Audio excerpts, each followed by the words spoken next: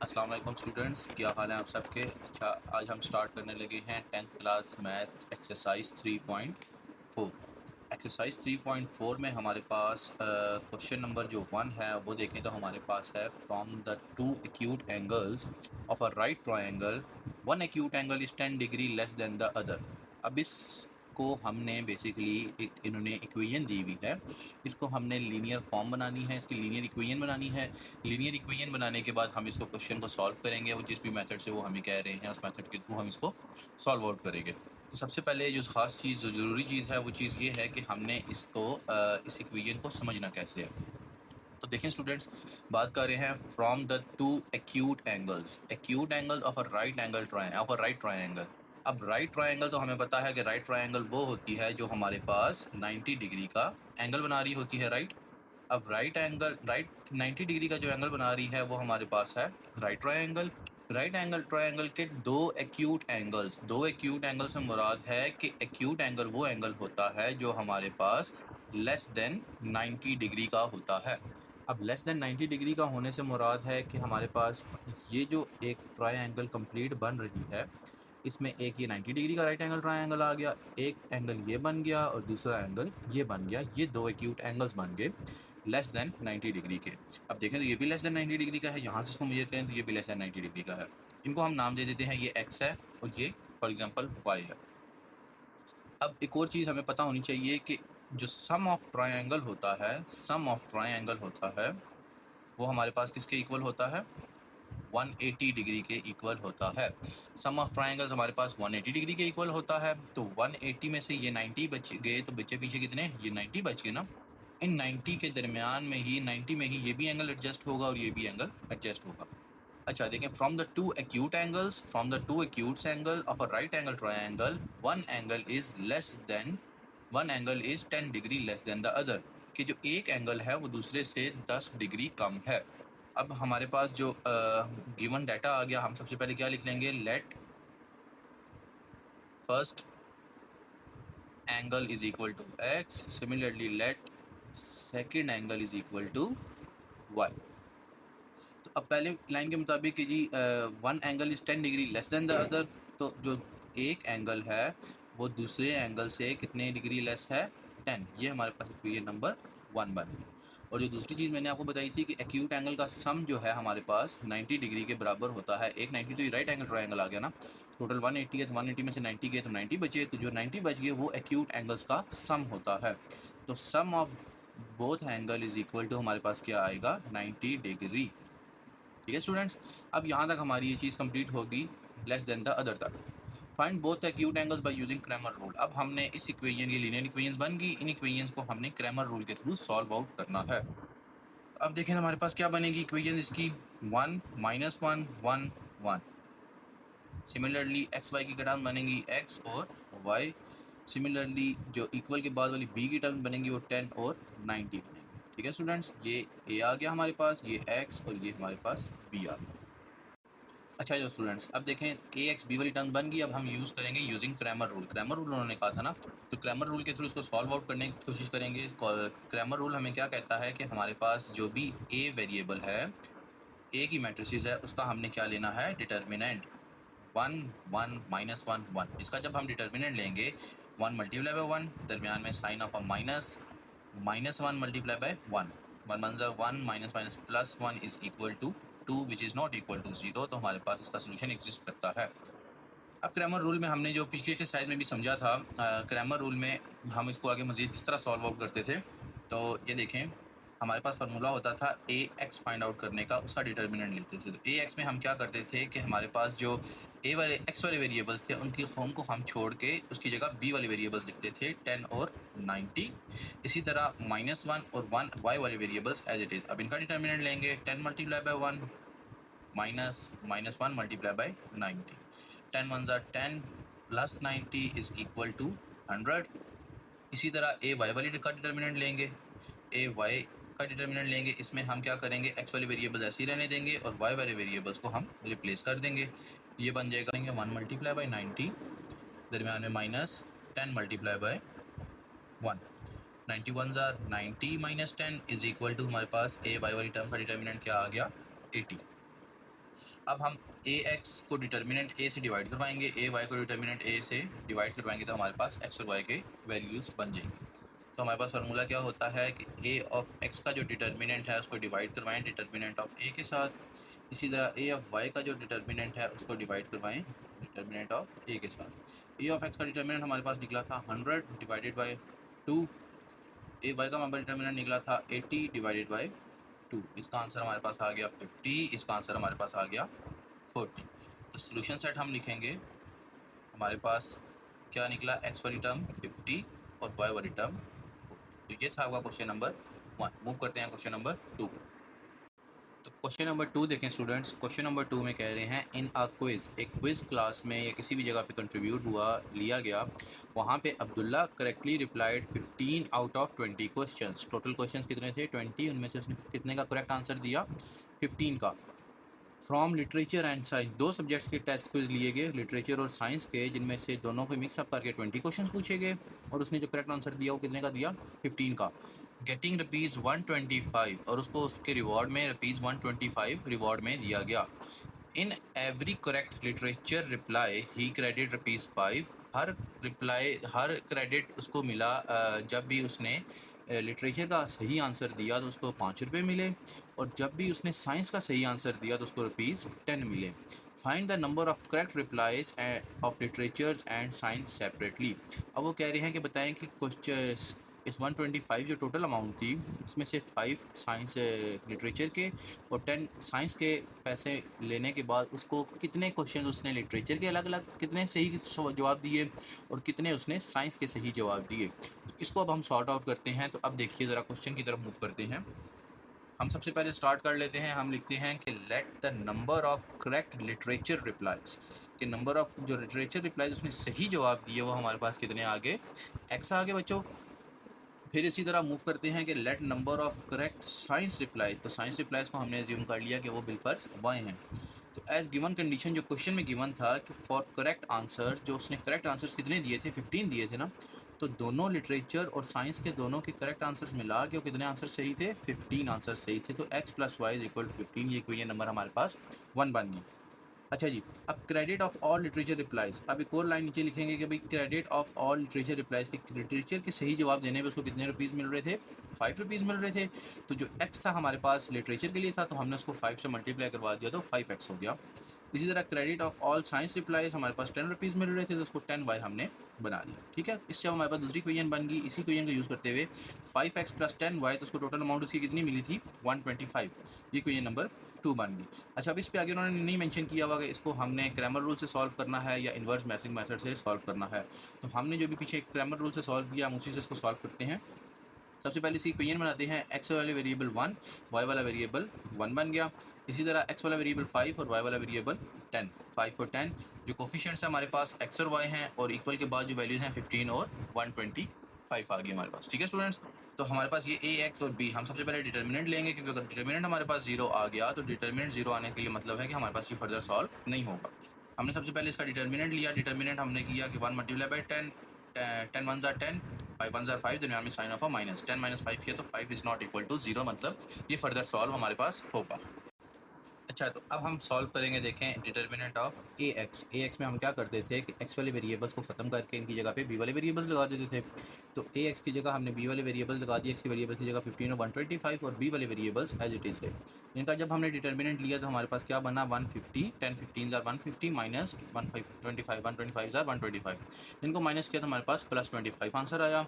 इसी तरह जब ए वाई को हम सॉल्व आउट करेंगे तो ए वाई हमारे पास क्या है 151 को 125 से मल्टीप्लाई किया तो 125 माइनस 70, 15 को 75 से मल्टीप्लाई किया तो 75, इनको आपस में जब माइनस किया तो हमारे पास आंसर क्या बचा 50। तो सिमिलरली जब हम एक्स का आंसर निकालेंगे तो एक्स का आंसर हमारे पास क्या होता है determinant of A x divided by determinant of A. Determinant of A हमारे पास ए निकला 5 निकला था और डिटर्मिनेंट ऑफ ए एक्स हमारे पास 25 निकला था, इनको डिवाइड करवाया तो 5 आंसर आ गया। डिटर्मिनेंट ऑफ वाई निकालने के लिए डिटर्मिनेंट ऑफ वाई की वैल्यू निकालने के लिए determinant of y divided by determinant of A, तो 50 माइनस डिवाइडेड बाय 5 किया तो हमारे पास 10 आंसर आ गया। अब जो हमने शुरू में सपोज किया था वही हम लिख देंगे कि therefore number of correct literature replies is equal to x हमने एज्यूम किया था ना, तो वो हमारे पास कितने आंसर्स आए कि उसने 5 जवाब लिटरेचर के सही दिए और 10 जवाब साइंस के सही दिए। ठीक है स्टूडेंट्स, तो ये आपका क्वेश्चन नंबर 2 वाइंड अप हो गया। अब मूव करते हैं क्वेश्चन नंबर 3 की तरफ। चलिए स्टूडेंट, क्वेश्चन नंबर 3 देखिए।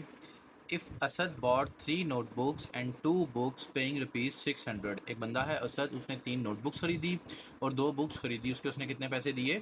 ₹600। And Iman bought 4 notebooks and 1 book paying ₹550। एक ईमान लड़की है, उसने 4 नोटबुक खरीदी और 1 बुक खरीदी, उसके उसने कितने पैसे दिए? ₹550। Find the cost of each notebook and book. हमने फाइंड करनी है कॉस्ट ईच बुक की और ईच नोटबुक की यूजिंग क्रैमर रूल। तो यूजिंग क्रैमर रूल को हम यूज़ करते हुए इनकी कॉस्ट हमने फाइंड आउट करनी है। तो मूव करते हैं आंसर की तरफ। ये देखिए स्टूडेंट, हमने एज्यूम कर लिया कि less cost of each notebook हमारे पास क्या आ गई? एक्स, और similarly let cost of each book हमारे पास आ गई वाई के। अब गिवन कंडीशन के मुताबिक वो क्या था कि भाई एक बंदे ने, असद ने 3 बुक्स खरीदी थी और 2 नोटबुक, सॉरी 3 नोटबुक्स खरीदी थी और 2 बुक्स खरीदी थी, उसको उसने कितने पैसे दिए थे? ₹600। तो 3x 3 नोटबुक्स प्लस 2 बुक्स की कॉस्ट उसने कितनी दी? 600। और इसी तरह जब ईमान ने ख़रीदी तो उसने, ईमान ने 4 नोटबुक्स ख़रीदी और 1 बुक ख़रीदी, तो उसकी उसने कॉस्ट कितनी दी? ₹500। ये हमारे पास इक्वेशन नंबर 1 और 2 आ गई। अब आगे हमने इसको क्रैमर रूल से सॉल्व करना है। अब आगे वो अब हमारे पास ईजी है। तो देखें, 3 4 2 1 एक्स वाई और 60 और 600 और 550। अब हमारे पास, हम सबसे पहले क्या करेंगे? ए का डिटर्मिनेंट लेंगे, फिर ए एक्स फाइंड आउट करेंगे, फिर ए वाई फाइंड आउट करेंगे और फिर उनको हम यूज़ करते हुए एक्स और वाई फाइंड आउट करेंगे। तो देखें स्टूडेंट्स, हमने सबसे पहले ए का डिटर्मिनेंट लिया। ए का डिटर्मिनेंट लिया तो हमारे पास क्या आ गया? 3 - 8, 3 1 3 -2 4 8 -5 आ गए, जो कि नॉट इक्वल टू 0 है। फर्दर हमने ए एक्स को सॉल्व किया, तो एक्स में हम क्या करते थे? एक्स वाले वेरिएबल्स को ख़त्म करके बी वाले वेरिएबल्स लिखते थे ना। तो 600 मल्टीप्लाई बाई 1 600, 550 मल्टीप्लाई बाई 2 -1100, ये फार्मूले का माइनस है। इनको माइनस किया तो आंसर आ गया -500। ए वाई को जब हमने सॉल्व करना स्टार्ट किया तो 3 एक्स के वेरिएबल्स रहेंगे, वाई के वेरिएबल्स खत्म हो जाएंगे, इसकी जगह बी के वैल्यू वेरिएबल्स आ जाएंगे। 300 को 550 से मल्टीप्लाई किया तो 1650, माइनस 600 को 4 से मल्टीप्लाई किया तो 2400। आपस में माइनस किया तो हमारे पास आंसर आ गया -750। अब हम एक्स और वाई को फाइंड आउट करेंगे। एक्स और वाई का फार्मूला अब आपको पता है, determinant of x A x divided by determinant of A, values put की, माइनस माइनस से कटा, 2 1 2 2 500 सॉरी, यहाँ पे हमारे पास, अच्छा सॉरी स्टूडेंट, यहाँ पे हमारे पास 5 आएगा ना, -5। तो 5 1 5, 500 500 हो गया। इसी तरह जब ए वाई फाइंड आउट करेंगे तो ए वाई का डिटर्मिनेंट डिवाइडेड बाई ए का डिटर्मिनेंट, 750 को जब हमने 5 से मल्टीप्लाई किया, डिवाइड करवाया, तो 5 1 5, 5 150 हमारे पास आ गया 150। तो अब हाइंस जो हमने शुरू में ज्यूम की थी कि each cost of each notebook, जो एक्स ज्यूम की थी वो हमारे पास कितनी निकली? 100। और cost of each notebook book हमारे पास कितनी निकली जो हमने वाई ज्यूम की थी? 150। ठीक है स्टूडेंट्स, तो ये आपका क्वेश्चन नंबर 3 कंप्लीट हो गया। मूव करते हैं क्वेश्चन नंबर 4 की तरफ। तो देखें स्टूडेंट्स, क्वेश्चन नंबर 4 क्या कह रहे हैं? Sum of ages of 2 sisters Sundas and Zainab is 22 years के 2 बहनें हैं, उनकी जब एजेस को प्लस किया जाए तो क्या बन रहा है हमारे पास? 22 ईयर्स बन रहा है। मतलब अगर हम इसको एक्स एज्यूम करें, इसको वाई एज्यूम करें, तो एक्स प्लस वाई करने से हमारे पास क्या आंसर आ रहा है? 22। If Sundas is 1 year older, अगर जो है सुंदस 1 साल बड़ी है, then twice of age of Zainab, कि अगर जैनब की एज को 2 गुना ज़्यादा किया जाए, उस फिर भी सुंदस जो है उससे 1 साल बड़ी होगी। फॉर एग्ज़ाम्पल कि अगर सुंदस जैनब की एज 2 साल थी, उसको ट्वाइस किया तो 4 साल होगी। 4 साल में 1 प्लस करने के बाद 5 साल, जब वो +1 करेंगे तो फिर वो हमारे पास सुंदस की एज निकलेगी। Find the ages of both sister using inversion method. अब हमने इसको सॉल्व करना है इन्वर्स मैट्रिक मेथड के थ्रू। तो मूव करते हैं हम आंसर की तरफ। तो देखें स्टूडेंट्स, हमने अज्यूम कर लिया कि let age of Sundas is equal to x, let age of Zainab is equal to y. तो दोनों की एजेस का प्लस करने से हमारे पास आंसर था क्वेश्चन में 22। तो हमने x plus y is equal to 22 equation number 1 काट दी। इसका जो पार्ट नंबर इक्वेशन नंबर 2 बनेगी वो किस तरह बनेगी? देखें कि अगर हम सुंदस की एज निकालनी हो तो हम उसमें क्या करें? जैनब की एज में 2 को ट्वाइस करें जैनब की एज को, और फिर उसमें +1 करें तो जैनब सुंदस की एज निकल आएगी। हमने क्या किया? सुंदस की एज निकालने के लिए x is equal to Zainab की एज से 2 मल्टीप्लाई भी किया और उसमें +1 किया, तो फिर हमारे पास सुंदस की एज के बराबर निकलेगी जैनब की एज। अब इस इक्वेशन को हमने सीधा कर लिया तो x - 2y is equal to 1, equation number 2 बन गई। अब इन्वर्जन मैट्रिक्स से सॉल्व करना था, हमने इसके पेयर्स बना लिए। एक्स ए वेरिएबल्स ये बन गए, वेरिएबल्स हमारे पास एक्स वाई थे और बी की टर्म्स ये बन गई। अब हमारे पास फार्मूला जो बन गया, हमारे पास इक्वेशन बनती है, वो बनती है A x is equal to B. X find out करने के लिए ए इन्वर्स इंटू बी करते हैं। अब ए इन्वर्स फाइंड आउट करने के लिए हम क्या करते हैं? Adjoint of A divided by determinant of A. तो अब डिटर्मिनेंट ऑफ ए और एडजॉइंट ऑफ ए, सबसे पहले हम क्या करते हैं, डिटर्मिनेंट निकाल लेते हैं कि अगर डिटर्मिनेंट 0 आ गया तो मतलब हमें फर्दर सॉल्व करने की ज़रूरत नहीं पड़ेगी। हमने डिटर्मिनेंट लिया, डिटर्मिनेंट हमारे पास आया 2 1 2 -2 फार्मूले का -1 1 1 -3 आंसर आ गया जो कि नॉट इक्वल टू 0 है। इसका मतलब ये फर्दर सॉल्व होगा। अब हमने एडजॉइंट ऑफ ए निकाला, ए मेरे पास वेरिएबल था ना 1 -2 1 1 1 -2, इन दोनों की हम क्या करते थे प्लेसिंग चेंज, -2 इधर आ जाएगा 1 इधर आ जाएगा और इन दोनों के साइन चेंज हो जाएंगे। तो ये देखें -2 1 -1 -1 साइन चेंज हो गए। अब हम वैल्यूज़ को मल्टीप्लाई करवाएंगे, A inverse into B, A inverse adjoint of A की वैल्यूज़ लिखी डिवाइडेड बाई डिटर्मिनेंट जो हमारा निकला था मल्टीप्लाई बाई 22/1 जो कि हमारे पास बी की वैल्यूज़ थी। तो ठीक है स्टूडेंट्स, अब हम इसको डिवाइड कराने से पहले आपस में डिवाइड करने से पहले मल्टीप्लाई करवा लेते हैं ताकि हमारे पास कंडीशन कॉम्प्लेक्स ना हो। तो 2 -2 को मल्टीप्लाई करवाया 22 के साथ, दरमियान में फार्मूले का प्लस, -1 को मल्टीप्लाई करवाया 1 के साथ, -1 को मल्टीप्लाई करवाया 2 के साथ, दरमियान में प्लस 1 को मल्टीप्लाई करवाया 2 के साथ। ये आ गया हमारे पास -44, ये बन गया -1, ये बन गया -22 और ये बन गया 1। अब ये -44 प्लस -1 ये हमारे पास -45 आ जाएगा, ये बन जाएगा -21 डिवाइडेड बाई 3 जो कि हमारे पास डिटर्मिनेंट चलता आ रहा था। ये देखिए -45 डिवाइडेड बाई -21 डिवाइडेड बाई 3। अब -3 को हम दोनों के साथ अलग अलग डिवाइड करवाएंगे। -45 divided by -3, -21 divided by -3, minus minus से काट गए, 3 1 3, 3 15 45, 3 1 3, 3 7 21। तो हमारे पास एक्स हमारे पास सुंदस की एज थी, तो सुंदस की एज कितनी निकली 15, जैनब की एज कितनी निकली 7। Age of Sundas is equal to 15, age of Zainab is equal to 7। अब इसको आप चेक भी करना चाहें तो देखें, जैनब की एज में ट्वाइस प्लस ट्वाइस करें इसको तो 14 बनेगा, उसमें +1 करें तो हमारे पास सुंदस की एज बनेगी। ठीक है स्टूडेंट्स, तो ये हमारे पास क्वेश्चन नंबर 4 बाइंड अप हो गया। मूव करते हैं नेक्स्ट पार्ट की तरफ। तो देखें ये क्वेश्चन नंबर 5 क्या है। 2 trucks have capacity of 10 tons and 12 tons के 2 ट्रक्स हैं, उनमें चीज़ें लोड करने की कैपेसिटी कितनी है, एक में 10 टन की है दूसरे में 12 टन की है। They made total of 20 trips, उन दोनों ने मिला के कितने ट्रिप्स ली हैं, 20 मतलब चक्कर लगाए हैं। To the haul 226 ton of the sand, अब उसमें इंग्रेडिएंट्स क्या थे, सैंड थी जो कि 226 टन टोटल डिलीवर की गई है। टू द कम्युनिटी पार्क, एक कम्युनिटी पार्क में। How many round trip did each truck made, कितने राउंड ट्रिप ईच ट्रक ने बनाए हैं वो हमने निकालने हैं। इसमें नई कंडीशन लगाई हुई कि हमने क्रैमर रूल से करना है या इन्वर्स मैट्रिक मेथड से करना है, तो अब हमारे ऊपर हमारी मर्जी है। अब मूव करते हैं इसके आंसर की तरफ, इसका सोल्यूशन कैसे बनेगा स्टूडेंट्स। तो देखें ज़रा, हमारे पास फर्स्ट ट्रक था इज इक्वल टू 10 जो कि 10 टन उसके ऊपर वजन जा सकता था, और सेकंड ट्रक का वजन कितना उस पर जा सकता था, 12 टन था। अब ये माइंड में रखना है और अब देखते हैं आगे हम लिखते हैं let round trip by one truck, कि एक ट्रक ने कितने राउंड ट्रिप लगाए, उसको हमने एक्सेलरेट नोट कर दिया कि एक ट्रक ने इतने राउंड ट्रिप लगाए, एक्स टाइम राउंड ट्रिप लगाए। सेकंड ट्रक ने कितने राउंड ट्रिप लगाए, वाई से हमने अज्यूम कर दिया। तो टोटल राउंड ट्रिप हमें पता थे भाई बोथ ट्रक्स कितने हैं, 20 उन्होंने टोटल राउंड लगाए थे दोनों ट्रक्स ने मिलके। तो हमारे पास इन 3 वेरिएबल्स को यूज़ करते हुए इक्वेशन 1 बन जाएगी, x प्लस वाई के first truck plus second truck के दोनों के ट्रिप्स काउंट करो तो बराबर कितने हैं, 20 ट्रिप्स के। अच्छा, एक और चीज़ थी कि टोटल सैंड उन्होंने कितनी डिलीवर की थी, 226 टन। उसी कंडीशन के मुताबिक एक ट्रक कितना वजन लेके जा रहा था, 10 टन, तो मतलब इसका जो एक ट्रिप का वजन था वो था 10x प्लस दूसरे ट्रक का था 12 टन, तो 12y is equal to total कितना डिलीवर हुआ, 226। ठीक है स्टूडेंट्स, तो ये हमारे पास इक्वेशन नंबर 2 बन गई, इक्वेशन 1 और 2 बन गई। अब हमने इसको सिंपल a x और b की फॉर्म में लिखना है। अब देखें तो 1 1 10 और 12 xy और 220 और 226। सबसे पहले हम लेंगे a का डिटर्मिनेंट, इसको हम यूज़ कर रहे हैं, सॉल्व कर रहे हैं बाई क्रैमर रूल।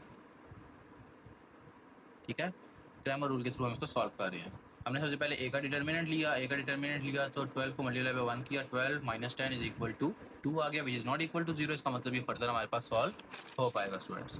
तो देखिए अब हम क्या करेंगे, ए एक्स निकालेंगे। ए एक्स में क्या करते हैं, एक्स वाले वेरिएबल्स को खत्म करके बी वाले वेरिएबल्स लगा देते हैं, फिर उनका डिटर्मिनेंट लेते हैं। 20 को 12 से मल्टीप्लाई करवाया 240, 26 को 1 से मल्टीप्लाई करवाया तो 226 विद साइन ऑफ माइनस जो कि फॉर्मूले का था। दोनों को माइनस किया तो हमारे पास आंसर बचा 14। इसी तरह ए वाई को फाइंड आउट करेंगे। ए वाई को फाइंड आउट करने के लिए 226 को 1 से मल्टीप्लाई करवाया 226, 20 को 10 से मल्टीप्लाई करवाया तो 200 विद साइन ऑफ माइनस। इनको माइनस करवाया तो हमारे पास 26 बचा। अब एक्स और वाई निकालने के लिए हमारे पास जो फार्मूले हैं वो आप लोगों को पता है कि A x divided by A determinant of A y divided by determinant of A, दोनों को आपस में डिवाइड करवाया, एक का आंसर 7 आ गया, एक का आंसर 13 आ गया। मतलब कि 7 चक्कर लगाए एक ट्रक ने और 13 चक्कर लगाए दूसरे ट्रक ने, तो दोनों के ट्रक के अब चक्कर काउंट करें तो 13 + 7 20 चेकर्स दोनों के बन जाते हैं। दोनों के सम ऑफ राउंड ट्रिप दोनों के 20 है ना, जो क्वेश्चन में उन्होंने दिए हुए थे, तो ये हमारे पास 20 बन गए। तो round trip of first truck 7, round trip of second truck is equal to 13 हमारे पास रिक्वायर्ड आंसर है। तो मूव करते हैं क्वेश्चन नंबर 6 की तरफ। तो स्टूडेंट्स क्वेश्चन नंबर 6 में है हमारे पास to make 20 kg of aluminium alloy with 70% of aluminium। जहाँ तक एक बात है कि भाई 20 kg एलुमिनियम एक बंदे ने एक मटेरियल बनाना है 20 kg का। अब अलॉय क्या चीज़ होती है मिक्सचर ऑफ टू एलिमेंट्स या मिक्सचर ऑफ टू और मोर देन टू एलिमेंट्स। तो एक अलॉय एलुमिनियम अलॉय बनाना है, एक मिक्सचर बनाना है दो चीज़ों को मिक्स करके, और उसका वज़न कितना होना चाहिए 20 kg विथ 70% ऑफ एलुमिनियम। इससे मुराद है कि जो उसमें मटेरियल इस्तेमाल करेगा वो 70% उसमें एलुमिनियम होना चाहिए। अच्छा जी, metallurgist want to use two metals with 55% and 80% of aluminium content. अब मेटलर्जिस्ट जो है मेटल जो एलुमिनियम बनाने वाला बंदा जो है वो बनाना चाह रहा है, उसमें क्या कह रहा है, वो दो मेटल्स को इस्तेमाल कर रहा है जिसमें एक मेटल में 55% एलुमिनियम है, एक मेटल में 80% एलुमिनियम। मतलब अमाउंट इतनी होनी चाहिए कि 55% एक मेटल में होनी चाहिए जो फर्स्ट मटेरियल यूज़ करेगा, और 80% दूसरे में होनी चाहिए, एलुमिनियम होना चाहिए, और दोनों का जो वज़न है वो हमारे पास 20 kg का होना चाहिए। How much of each metal he should use, कितना उसको मेटल इस्तेमाल करना पड़ेगा 55% का, कितना यूज़ करना पड़ेगा 80% का, कि दोनों का सम करे तो 20 kg बन जाए। अब हमने ये चीज़ को फाइंड आउट करना है। मूव करते हैं इसके कुछ आंसर की तरफ। तो देखें स्टूडेंट्स, क्वेश्चन नंबर 6 में था कि let the amount of one metal, कि फर्स्ट मेटल की जो अमाउंट उसको रिक्वायर्ड है वो कितनी है, 55% ऑफ एलुमिनियम उसको चाहिए थी ना फर्स्ट मेटल के लिए। तो 55% ऑफ एलुमिनियम हमारे पास आ गया एक्स के लिए। तो let the amount of second metal, जो 80% उसको एलुमिनियम उसको चाहिए था, वो हमारे पास आ गया वाई के लिए। इन दोनों का जो दो मेटल इस्तेमाल करेगा उनका सम किसके बराबर होना चाहिए था, 20 kg के बराबर होना चाहिए था ना। तो as given x first metal को यूज प्लस करे और सेकंड मेटल को, दोनों को जब प्लस करे तो वो 20 kg बन जाए। ये क्वेश्चन नंबर हमारे पास फर्स्ट बन गया। क्वेश्चन नंबर 2 को थोड़ा सा ज़रा गौर से देखिएगा कि देखें कि एलुमिनियम जो फर्स्ट मेटल में इस्तेमाल कर रहा है वो कितनी परसेंट इस्तेमाल कर रहा है, 55% इस्तेमाल कर रहा है। तो 55% of first metal plus aluminium of second metal 80% use कर रहा है, तो 80% of second metal is equal to, वजन तो 20 kg होगा, लेकिन 20 kg में वो कितने परसेंट एलुमिनियम चाहता है, 70% ना। तो वो 70% ऑफ 20 kg आ जाएगा। ठीक है, अब इनको रिजॉल्व करेंगे। परसेंटेज को ख़त्म करने के लिए हम 100 डिवाइडेड बाय 100 करवाएंगे तीनों वैल्यूज़ को। अब डिवाइडेड बाय 100 करवा दिया, अब 100 को ख़त्म करना है तो मल्टीप्लाइंग बोथ साइड्स बाय 100 कर देंगे, तो इसका भी 100 ख़त्म, इसका भी ख़त्म और इसका भी ख़त्म हो जाएगा। ठीक है स्टूडेंट्स, तो ये देखें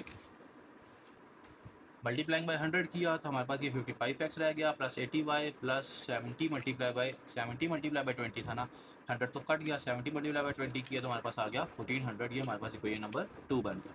अब इक्वेशन नंबर 1 और इक्वेशन नंबर 2 हमारे पास ये दोनों बन गई। अब इनको हम रिजॉल्व करके इक्वेशन मैट्रिक्स की फॉर्म बनाएंगे। 150 मैट्रिक्स की फॉर्म हमने बना दी। अब हम इसको क्रैमर रूल के थ्रू सॉल्व करते हैं, क्योंकि उन्होंने कंडीशन नहीं लगाई हुई कि इसको किस मेथड के थ्रू सॉल्व आउट करना है।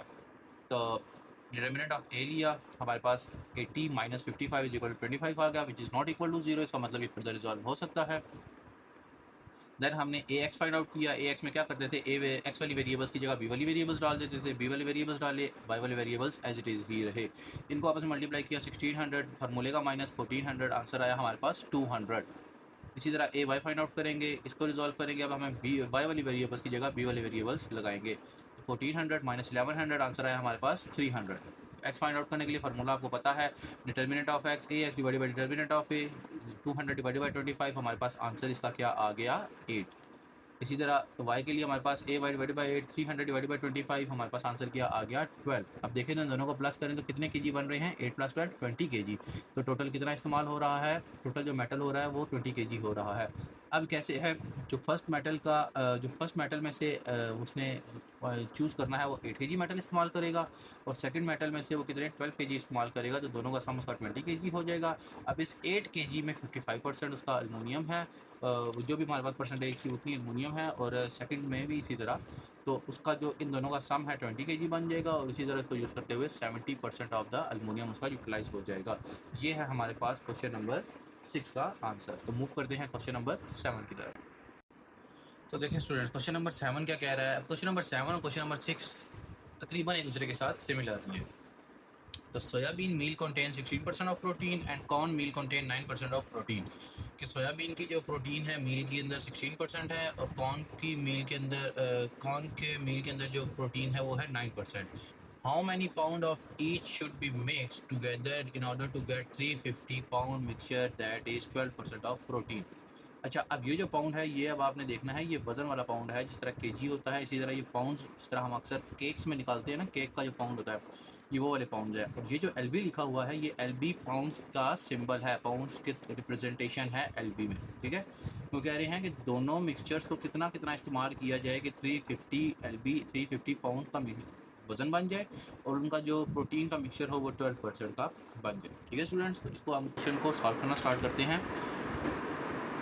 तो देखें हमारे पास क्या है, let the weight of soybean is equal to 16% of protein जो कि इस्तेमाल हो रही थी वो एक्स होकर हमने ज्यूम कर लिया। Weight of corn 9% of protein हमने वाई से ज्यूम कर लिया। दोनों का सम कितना होना चाहिए था, 350 पाउंड्स का। तो एज़ गिवन कंडीशन के मुताबिक x plus y is equal to 350, equation number 1 बन गई। सिमिलरली क्वेश्चन नंबर 6 में जिस तरह किया था कि 16% of soybean 9% of protein is equal to 12% of 350 total amount. Percentage को सिमिलरली ख़त्म किया, सिंपल ख़त्म करने के बाद उनको मल्टीप्लाई बाय 100 किया तो हमारे पास रिजॉल्व होकर आंसर आ गया। डिवाइड मल्टीप्लाइंग बोथ साइड और 100 करके 16x plus 9y is equal to 12 को मल्टीप्लाई करवा दिया 350 से, तो 4200 इक्वेशन नंबर 2 बन गई। इक्वेशन नंबर 1 हमारे पास ये रही, इक्वेशन नंबर 2 हमारे पास ये रही। इन दोनों को हम मैट्रिक्स की फॉर्म में लेके लिखेंगे। तो मैट्रिक्स की फॉर्म में लिखने के बाद स्टूडेंट्स हमने इसको ए का डिटर्मिनेंट लेंगे। अब इसमें भी कंडीशन नहीं लगाई हुई थी कि इन्वर्स मैट्रिक के थ्रू सॉल्व करना है या क्रैमर रूल के थ्रू सॉल्व करना है। तो हम इसको इन्वर्स मैट्रिक क्रैमर रूल के थ्रू ही सॉल्व करते हैं। ए का डिटर्मिनेंट लिया, 9 multiply by 1 minus 16 multiply by 1 is equal to -7 रह गया। ए एक्स हम करेंगे तो एक्स वाली वेरिएबल्स को ख़त्म करके बी वाली वेरिएबल्स लगाएंगे। फिर इनका डिटर्मिनेंट लेंगे 350 multiply by 9 3150 minus 4200 multiply by 1 4200 minus किया तो 1050 हमारे पास आंसर आ गया। ए वाई इसी तरह फाइंड आउट करेंगे। अब एक्स वाली टर्म्स रह जाएंगी, वाई वाली टर्म्स को ख़त्म करेंगे। तो इसको मल्टीप्लाई किया 4200, 350 को 16 से मल्टीप्लाई किया तो 5600, इनको माइनस किया तो हमारे पास आंसर आ गया 1400। अब फार्मूले में वैल्यूज पुट करके एक्स और वाई की वैल्यूज़ हम निकालेंगे। तो एक्स हमारे पास देखें, एक्स निकालने के लिए फार्मूला वही है कि determinant of A x divided by determinant of A, minus minus से कैंसिल, 1050 डिवाइडेड बाई 7 किया तो 1500 पाउंड्स आ गया। एल बी का मतलब क्या है, पाउंड्स। तो वाई के लिए determinant of y divided by determinant of A, minus minus से कैंसिल, 1400 डिवाइडेड बाई 700 तो 200 हमारे पास एल बीज मतलब पाउंड आ गया। तो अब जो स्टार्ट में हमने एज्यूम किया था, लेट किया था वेट ऑफ सोयाबीन जिसमें 16% ऑफ प्रोटीन था तो एक्स था तो वो कितना आ गया 150। वेट ऑफ कॉर्न जो कि 9% ऑफ प्रोटीन था, वाई हमारे पास कितना आ गया 200। अब दोनों को प्लस करें तो देखें 350 पाउंड्स कंप्लीट बनता है। 200 प्लस 150 350 पाउंड्स बनता है, ठीक है स्टूडेंट्स। तो ये आपका कंप्लीट हो गया क्वेश्चन नंबर 7। क्वेश्चन नंबर 8 जो कि एक्सरसाइज का लास्ट क्वेश्चन है उस पर मूव करते हैं। तो देखें क्वेश्चन नंबर 9 में क्या कह रहे हैं, 8 में क्या कह रहे हैं, the parameter of a lot is 190 metre. एक लॉट है उसका पैरामीटर है 190 और उसकी विड्थ जो है इज़ 1/4 ऑफ द लेंथ। जो उसकी विड्थ है वो लेंथ से 1/4 टाइम छोटी है। फाइंड द डायमेंशन, उसकी हमने डायमेंशंस निकालनी है। अब ये जो क्वेश्चन है क्योंकि हमारे पास बेसिकली क्रैमर रूल और इन्वर्स मैट्रिक मेथड के थ्रू ही चल रहा है तो हम इसको इसी तरीके से सॉल्व आउट करने की कोशिश करेंगे। तो चलिए मूव करते हैं क्वेश्चन की तरफ। देखें क्या गिवन है, let the length is equal to x और विड्थ हमने is equal to y assume कर ली। अब वो कह रहे थे कि दोनों को प्लस दोनों का जो पैरामीटर है वो 190 के इक्वल है, ठीक है। और जब और कंडीशन वो कह रहे थे कि जो उसकी विड्थ है वो उसकी लेंथ से 1/4 टाइम छोटी है। तो मतलब विड्थ को हम लेंथ को हम अगर 1/4 से मल्टीप्लाई करवाएं तो उसकी विड्थ निकल आएगी। ऐसे ही है स्टूडेंट्स, इस 4 को तो जाके मल्टीप्लाई करवाएंगे तो ये 4y हो जाएगा। 4 मल्टीप्लाई बाय वाई, 4y को जब इक्वल किस तरफ लेके आएंगे तो x minus 4y is equal to 0। Equation number हमारे पास 1 बन जाएगी, ठीक है। तो पैरामीटर उन्होंने दिया हुआ था 190। पैरामीटर का फार्मूला आप लोगों को पता है, पैरामीटर का फार्मूला होता है 2 इंटू लेंथ प्लस विड्थ। तो 2 इंटू लेंथ प्लस विड्थ की जगह एक्स प्लस वाई, पैरामीटर की जगह पैरामीटर की वैल्यू 190, 2 इधर मल्टीप्लाई हो रहा है इधर आके डिवाइड करवा देंगे तो x plus y is equal to 95। Equation number 2 बन जाएगी। कंडीशन नहीं थी कि क्रैमर रूल से करना है इन्वर्स मैचिंग मेथड से, तो क्रैमर रूल थोड़ा सा सॉल्व करने में इजी है और तो हम उसी की तरफ चले जाते हैं। तो हमने इक्वेशंस बना ली 1 -4 1 1 एक्स वाई और 095। डिटर्मिनेंट ऑफ ए लेंगे, डिटर्मिनेंट ऑफ ए लिया हमारे पास रिजॉल्व हो गया 1 1 1 ब्लैंड फार्मूले का माइनस और ये माइनस की वजह से प्लस हो गया 1 + 4 is equal to 5 which is not equal to 0। इसका मतलब ये क्वेश्चन फर्दर सॉल्व हो सकता है। अब हम करेंगे ए एक्स की वैल्यू फाइंड आउट करेंगे। तो ए एक्स इज इक्वल टू 0। इसी तरह अब एक्स वाली वेरिएबल्स को ख़त्म करेंगे और वाई वाली वेरिएबल्स उसी तरह लिखे रहेंगे। तो इनको मल्टीप्लाई करवाया, 0 1 ज़ा 0 प्लस, और ये फार्मूले का यहाँ पे माइनस, और इसकी वजह से माइनस की वजह से प्लस हो गया। 495 ज़ा 380, हमारे पास आंसर आया 380। ए वाई फाइंड आउट करेंगे, एक्स की वैल्यूज़ रहेगी, वाई की वैल्यूज़ की जगह बी की वैल्यूज़ को रिप्लेस कर दिया। 195 ज़ा 95, 0 मल्टीप्लाई बाई 1 तो 0 आ गया, इसका आंसर आ गया 95। अब एक्स और वाई फाइंड आउट करने के लिए आप लोगों को पता है कि फार्मूला होता है determinant of A x plus divided by determinant of A. 380 divided by 5 is equal to 76। Y का लिए determinant of A y divided by determinant of A, 95 divided by 9, तो 5 हमारे पास आ गया 19। तो ये हमारे पास उसकी लेंथ निकल आई, तो ये हमारे पास उसकी विड्थ निकल आई। तो जो हमने स्टार्टिंग में एज्यूम किया था कि length is equal to this, हम आखिर में लिख देंगे hence length is equal to 76 and width is equal to 19, जो कि हमारा रिक्वायर्ड आंसर है। तो ठीक है स्टूडेंट्स, होप सो आप लोगों को एक एक्सरसाइज क्लियर होगी। अगर इस एक्सरसाइज में फिर भी कोई क्वेश्चन है तो आप लोग मुझसे जो मेरे एकेडमी के स्टूडेंट्स हैं वो मुझसे एकेडमी में आके पूछ सकते हैं, और अगर ऑनलाइन के बच्चे देख रहे हैं तो अगर उनको कोई स्टूडेंट हैं तो आप लोग कमेंट सेक्शन में अपनी क्वेरीज छोड़ सकते हैं। तो इंशाल्लाह हमारे पास जैसे ही टाइम मिलेगा हम जितना जल्दी हो सका उन क्वेरीज को क्लियर आउट कर लेंगे। Thank you so much for watching. Channel को लाइक ज़रूर कीजिएगा, सब्सक्राइब जरूर कीजिएगा, और बेल आइकन को दबा लीजिएगा ताकि आपको आने वाली अपकमिंग वीडियोज़ का नोटिफिकेशन हमेशा के लिए मिलता रहे। तब तक के लिए अपना ख्याल रखिए, मिलते हैं अगली वीडियो में। अल्लाह हाफ़िज़।